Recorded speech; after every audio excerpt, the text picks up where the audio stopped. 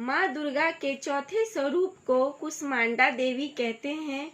उनका सूर्य के समान तेजस्वी स्वरूप व उनकी 8 भुजाएं हमें कर्मयोगी जीवन अपनाकर तेज अर्जित करने की प्रेरणा देती है।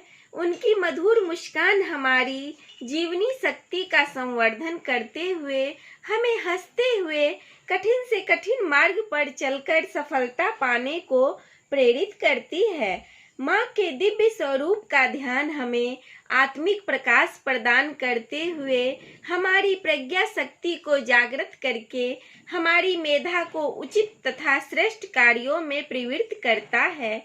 मान्यता है कि माँ अपनी हंसी से संपूर्ण ब्रह्मांड को उत्पन्न करती हैं और सूर्य मंडल के भीतर निवास करती हैं। सूर्य के समान देदीप्यमान इनकी कांति व प्रभा है। 8 भुजाएं होने के कारण ये अष्टभुजा देवी के नाम से विख्यात हैं। मान्यता के अनुसार उन्हें कुम्हरे की बलि प्रिय है, इसलिए भी ये कुष्मांडा देवी के नाम से विख्यात हैं। ध्यान मंत्र। सुरा संपूर्ण कलशम रुधिराप्लुतमेव च दघानाम हस्तपद्माभ्याम कुष्मांडा शुभदास्तु में। जय माता दी।